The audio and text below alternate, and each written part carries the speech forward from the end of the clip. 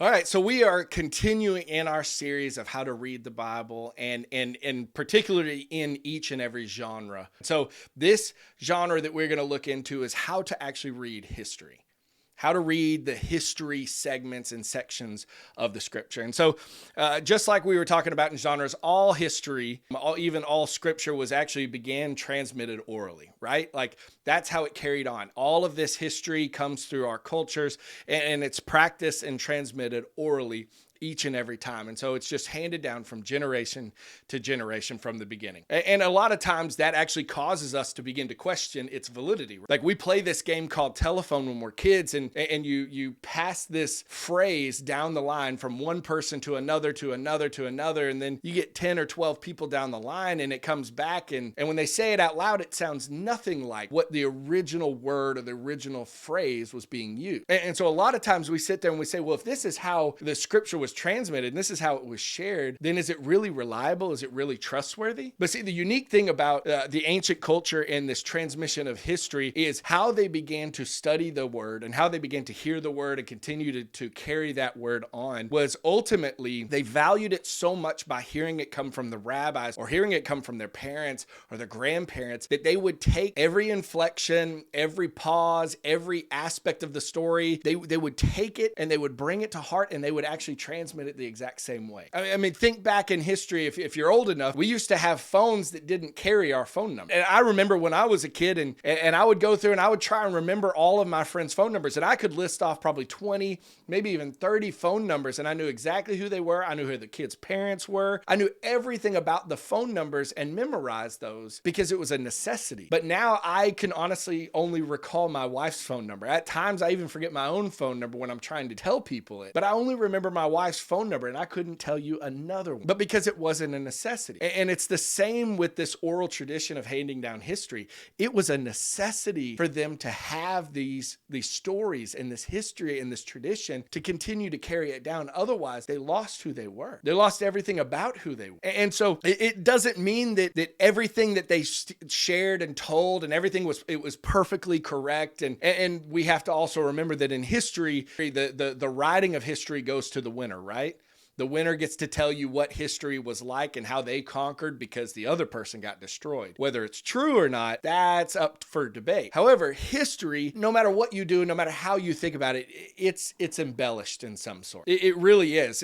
For instance, in the Bible, Daniel is one of the only people in the entirety of Scripture that doesn't do anything wrong. There's not a negative thing mentioned about Daniel in the entirety of Scripture.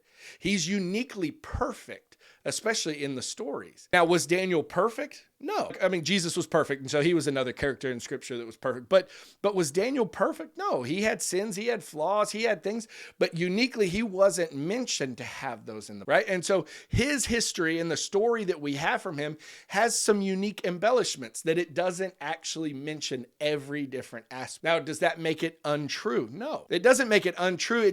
We just have to begin to realize that sometimes there are certain things that are highlighted and sometimes there are certain things that are let go. When we tell our own stories and our own history, sometimes we say certain things and embellish certain things, and sometimes we forget certain things. But that doesn't mean that the history is wrong. It just means that there's certain aspects that might be trying to be highlighted, and we as the reader should pay attention to those. And then there's some things that'll go missing that we have to kind of connect the dots to try and figure out. And so those are some of the aspects of history to understand. But one of the things that we need to see as we read history is what they would take down and what they would write down and what they would continue to pass from generation to generation is who they wanted to be, who they strived to be, and who they were. So they would record in history not only who they were, but who they wanted to be, who they wanted them to be. David, they wanted him to be the best king of all kings. And yeah, he struggled and yeah, he sinned, but he was still a man after God's own heart. And through his lineage, the promise of God, the highlight of God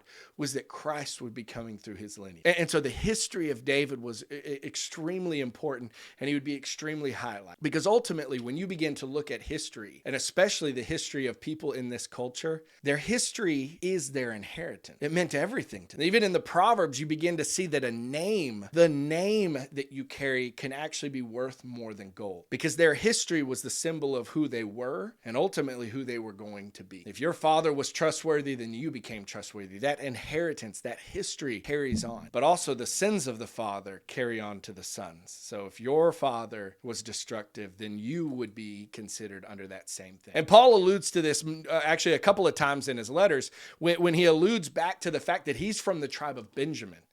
That there's a value that he's embracing there and showcasing there, that he's actually from the tribe of Benjamin, so that he should be honored and regarded in a high way for the exact same reason, his inheritance and his history. And so we have to begin to see that and understand that as we read history. Some things are embellished, some things are not, but all in all, history is very, very important to who they are and who they wanted to be. And even when you talk about how hard times were, I mean, think back, when your grandpa's telling you the story about how hard it was walking to school uphill in the snow, barefoot both ways. Times were hard, but sometimes we embellish about how hard they were.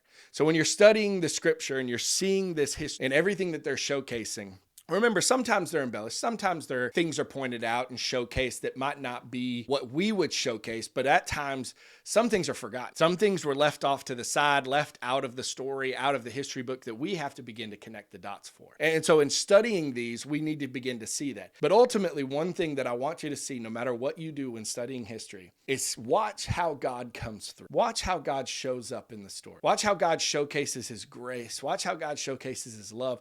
Watch how that hidden hand of God actually appears even in the books of the Bible where God's not really mentioned. Watch how God shows up in different ways, in mighty ways. Watch how things begin to be orchestrated. Watch God's hand work in the history of mankind and how he begins to showcase his love and his attention and his grace and his passionate desire to be with us throughout the entirety of the scripture. Look into the history and see how that thread continues on throughout the history of Israel, especially in these stories, because it's amazing and it's extremely impactful.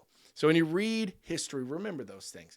Remember these different aspects when you read it. Keep them in the back of your mind and realize that some things are embellished. Sometimes you have to connect the dots. Begin to see how their history showcased who they were and who they wanted to be, and ultimately showcased God, his love, and his grace.